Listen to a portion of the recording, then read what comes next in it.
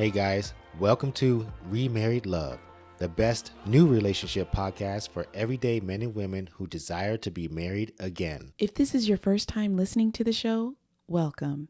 This podcast is devoted to being a safe space for you to heal from divorce and to grow towards a brighter future.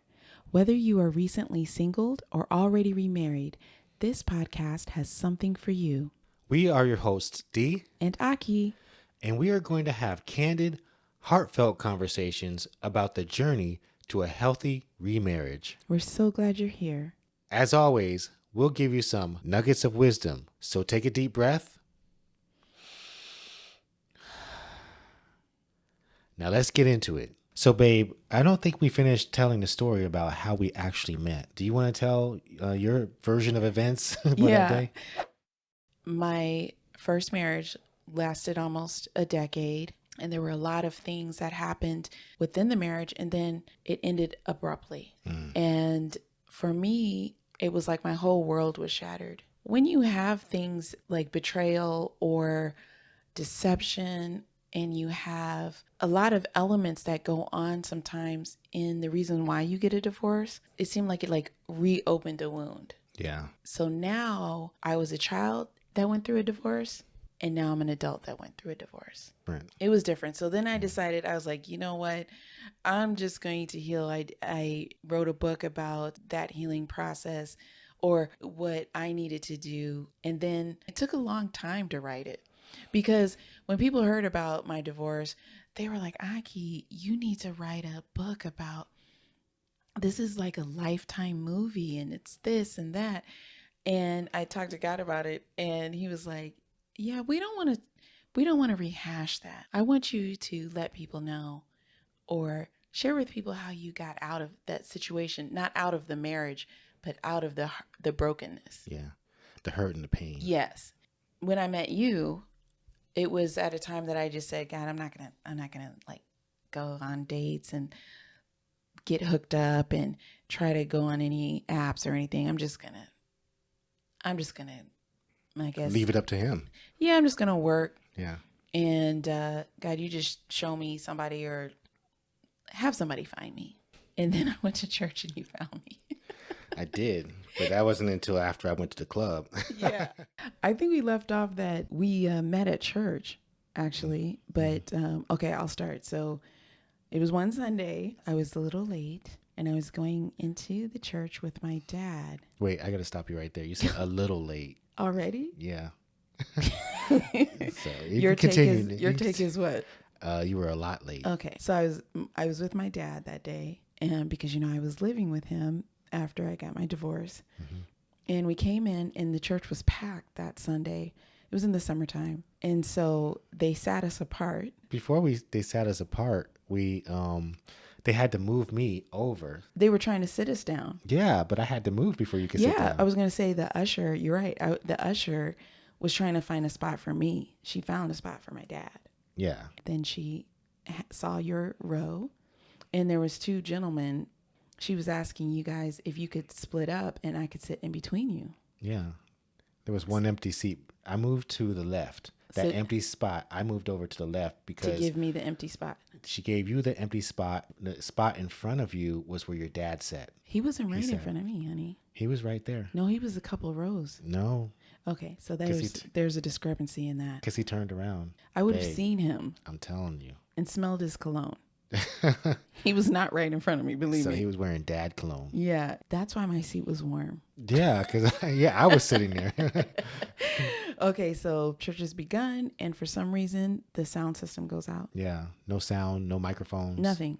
And it just kind of goes quiet. Mm-hmm. So the pastor says, okay, well, we're not going to stop praising and worshiping and doing our thing. So he said, I want you to turn to your neighbor and go in groups of 2 or 3. You can hold hands if you want. Babe, he said, don't touch your neighbor. He said, don't touch your neighbor? I thought he said it was optional. No, he said, don't Okay, touch. well, I said, He said you don't have to touch anybody. Yeah, this is what I heard.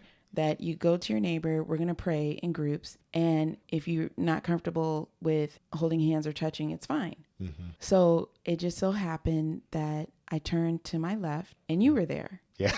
Because if I turned to my right, I don't know, I just turned to my left. And since you were at the end of the like aisle or whatever, there wasn't really anyone else to put a group with, because I think the other guy turned the other way. So here we are. Was there something else? I'll tell my story. Go ahead. So the reason why you turned to your left was because we developed a little bond.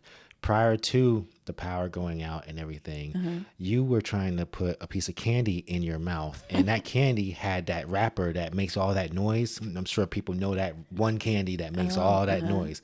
And so when you were doing that, I kind of looked at you and you looked at me. You were scolding me? I was scolding you like, can you please stop making all that noise?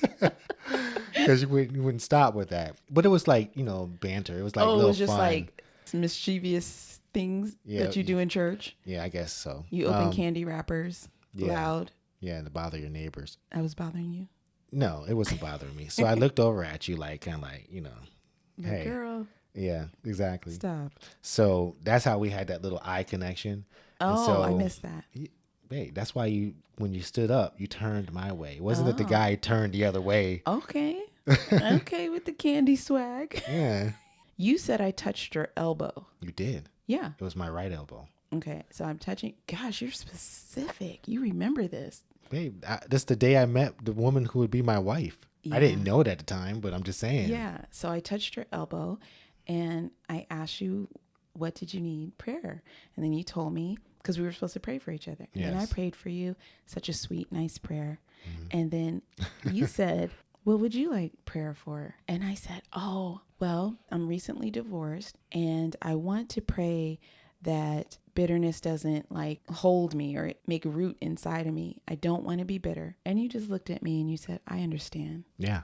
And I was like, you do? This is in my mind. I don't think I said that out loud. I just was like, You didn't. and you just like grabbed my hand and you got to praying for real. I mean, I was praying for you for real, but it was like I don't know you. So I just wanted to pray over you. Generally good blessings and stuff. Generally. You started praying for me and something happened. And I was really embarrassed because you started praying and I fell down. Like I fell down. Well, you fell to your knees. I fell to my knees. You didn't fall down like you fell backwards or I fell, like I fell to my knees. You didn't pass out or something. You just dropped to your knees. And I started crying. Yes. A lot. Profusely. It felt like I was uprooting the bitterness. Yes. I didn't even know it was in there. And I remember just crying and crying. And I remember my dad looking back. He did. To kind of make sure this guy wasn't doing anything to his daughter. Yeah, then I think you started praying in tongues. I did. You did? Yes. Because when you started that, I remember being like in a kind of like a scrunched position. I must have been on my knees. And I remember just one hand up in the air. You were just grabbing it. You were holding onto it. Like I was being held up almost. Like you were holding me up.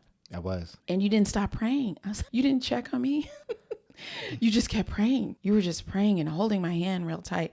And I was like, oh my goodness, kind of like an outer body experience, because while you're doing that, I am crying. I'm feeling this feeling uprooted. It's like I can see myself from the outside.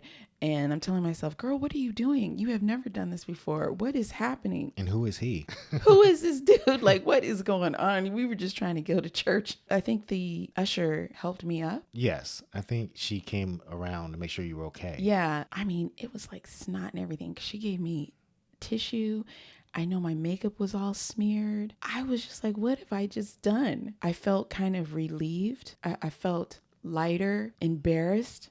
I was embarrassed, and I just felt like that was just totally unexpected. Well, I felt like I was just helping someone. You told me that you didn't want bitterness to settle in after a divorce. And I did say, I understand, because I've been down that road. Yeah, I didn't know that at the time. No. It was that first look that you gave me, I understand, and then you grabbed my hand and went in. You know what I mean? I went in. And I was just like, man, that was deep. So now I'm trying to compose myself. I think my dress is all wrinkled. I don't know what was happening. But you say compose yourself, but you only had one hand to do that. Yeah. Because we were still holding hands. Yeah. And I didn't even notice that until we're sitting down. And for some reason, the sound system went back up. The sound system went back up. We were still holding hands. And then we were like, wow, we're still still holding hands with this other person. Yeah, I didn't realize until I think it was like 20 minutes in. Yeah, it was a long time. Because I'm still kind of like, what just happened? Just remember, I'm hearing the pastor. I'm hoping my dad doesn't cause a scene, or something like me getting out of here. So I don't know what. Yeah. And I was just like, and then I look over, oh my gosh, I am still holding this man's hand. I never let go. And I felt so awkward. I didn't feel bad. I felt awkward. Well, I felt like it was nice after a while. At first, I didn't really think about it, but why didn't you let go? I wanted to make sure that you wouldn't fall when you stood up. That's one reason, but it wasn't that I didn't want to let go. I was holding your hand. I guess I couldn't let go. For some reason, I couldn't let go. Yeah. I didn't let go either. That might sound weird, but I couldn't let go. It was almost like there was this force, or that's the word I was about to use. Yeah, that was like between us that we didn't have control over, and it just was connecting us.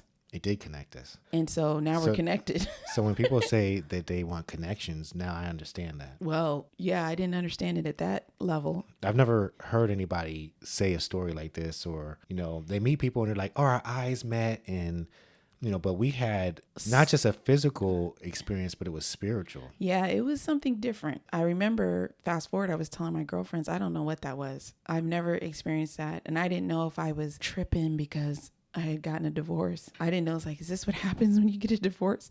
You just start having these power connections with people or some strange encounters. Anyway. Well, you might have strange encounters with people, but not spiritual connections. Yeah. I remember feeling like I don't know how to let go of this man's hand. And I just felt like I was like, I think we just let the pressure. Yeah. Well, we let the pressure just relieve from both of our hands. Yeah, it's like, and then we just. I do remember how comforting your hands were. I had never held a hand like that because, you hold people's hands, or I held people's hand in church. Yeah. I'm a hand holder. Yeah. All the time at church, you do that. But I never, ever felt a hand like that. I didn't. It was like strong. It was comforting.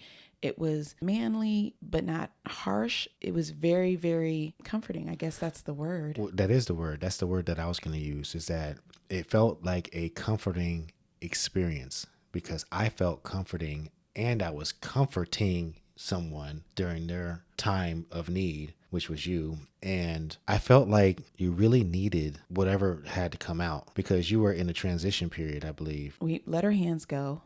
And we are just sitting there now. Now I'm trying to get into the word, and now church is over.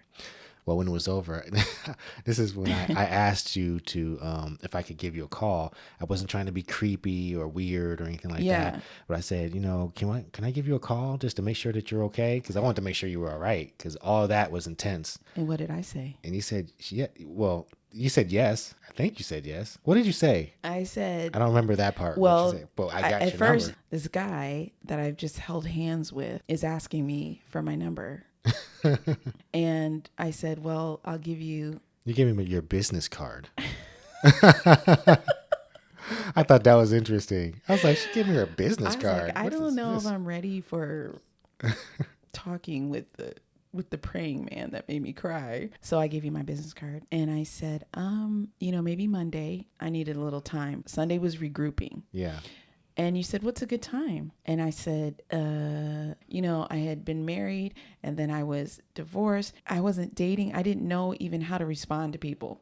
Because who asks you, when can I call you? People who, People who are interested in right. you. So you asked me what time to call. I said, oh my goodness, 8 o'clock. And I called you at 8 o'clock on the dot with 0000. I said, this brother called me at 8 o'clock. Yeah. And you're like, hey, how are you? How are you doing? I did feel like it was genuine. It was genuine. I didn't have any kind of ulterior motive. I wasn't trying to get anything or take anything from you. Well, I couldn't remember how you looked either. All I knew is that you were a black man. Well, you had your eyes closed. Not the whole time. For most of the time. Plus, you went through a little experience and it was emotional. It was spiritual. It was, physical. You just had a lot of things going on. Yeah. And you were thinking about, I'm sure you had things that came up because of the past and stuff like that. So Yeah. there was a lot of things going on in your head. So you had to sit down, just recoup Yeah. from that situation. And then after the whole situation, you know, my dad was asking me like, what was that? What was going on? Yeah, he did. And, you know, I'm trying to explain to him, and I said, I don't know how this happened. And he's like, who is that guy? Do you know him? And I was like, no, I never seen him before. I have never even seen him at church. I have never seen this man. I don't know who he is. And then he was like, does he know you? And I was like, what's the difference?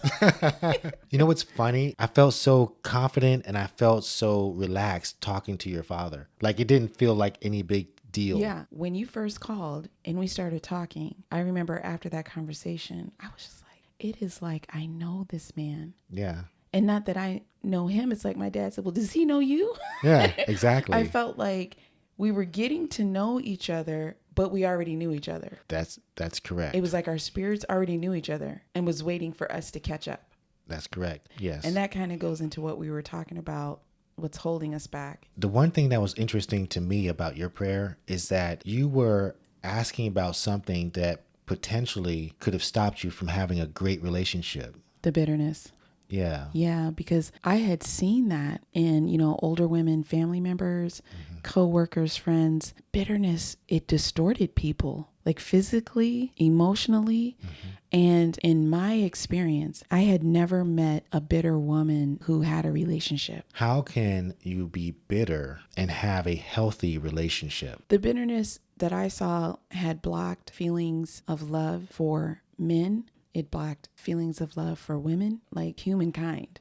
Like it was so deep that not only am I mad that somebody broke my heart, I am mad at the world. I am mad at everything. You're mad at your job when you go to work. I'm mad at myself. And that almost seemed like, can we say the H word? It seemed like a hell. You know, bitterness was like a personal hell that you were trapped in. Yeah. Yeah. And so you're trying to live your life and you want to have fun. And even though I had gotten a divorce, I still wanted to have fun. You know, there was a lot of life. I felt like I was in my 30s when I got divorced. I can't live the rest of my life in bitterness. I have a lot of things to do. Yeah. Fun things to experience. Just for me, that seemed to be the number one thing. And your prayer that day must have gotten the root of it. It seems like it did because we're here today. Yeah. Bitterness is huge. Because bitterness is like tied into anger as well. Yes. And what it can lead to is like toxic, negative behaviors. It can create a hostile and unloving environment around you.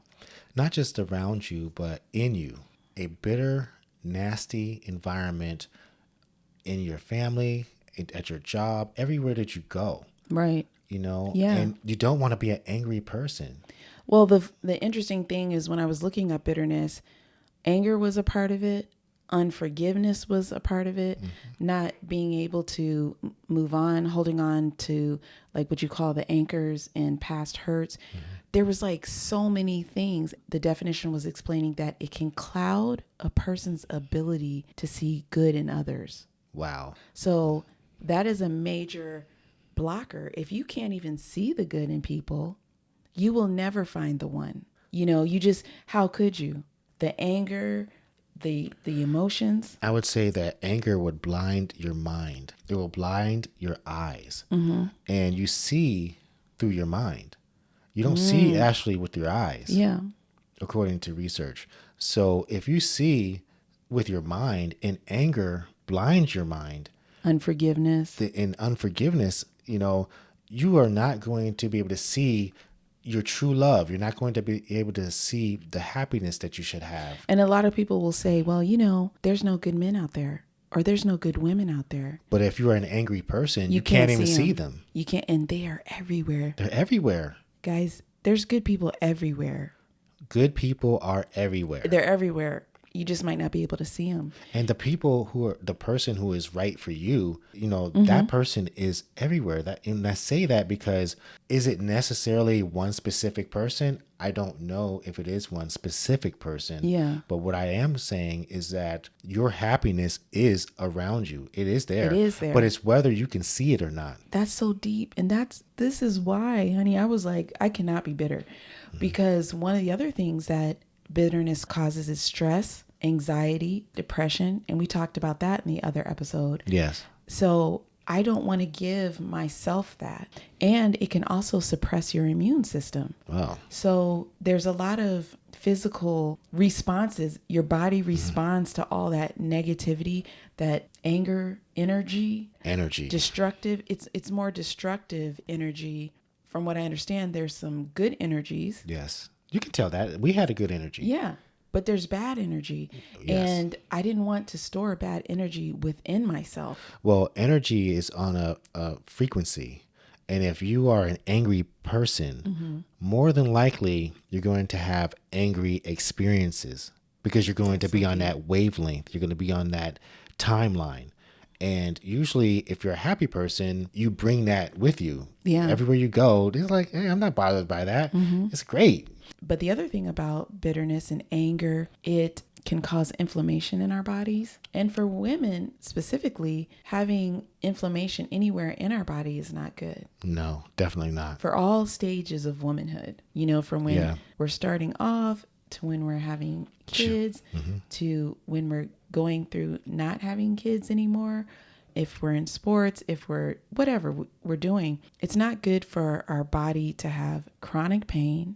It's not good for our body to have, like you said, those closed blood vessels. Yes. We're higher risk at stroke and, heart diseases, heart attacks. It can affect our sleeping. Definitely sleep. And we need that. You need your sleep. And what was interesting is when I got divorced, I had bad nightmares for a while. Yeah. And I did not like that because I love my sleep. Yeah, you love your sleep. I mean, yeah, I like sleep. I like that. And so when it was being disrupted, that concerned me, because it was like nightmares about my ex. And it was things that it was just like constant battling. But some people don't realize or don't know is that you can have sweet sleep. Yeah, that's what you told me. I told you that, and you can actually say that over your life. That, right. Tonight I'm going to have sweet sleep. You changed my life when you showed me that scripture that was like, God wants you to have sweet sleep, or he gives that to you. Yeah. And you said, God is with you when you're asleep. Yeah. It doesn't go away just because you're asleep. Yeah, and I was like, wait a minute. Yeah, he is. I really understood a personal relationship with God while I was awake. Yeah. I really understood that. And I enjoyed it. Just to know that he's still with me when I'm asleep. That's a big thing. To know that you're actually protected in your sleep. You don't have to feel discomfort while you are at rest. Yeah. Because some people are not at rest while they are sleeping. Yeah. And it should be peaceful. So weigh in on this topic here on the podcast or on YouTube. We'd love to hear your thoughts. And you can always join us and connect with us at Remarried Love. So we just want you guys to know that you are valued and appreciated no matter what you have gone through. We are excited that you have joined us on this episode, and we will see you in the next one. Bye-bye.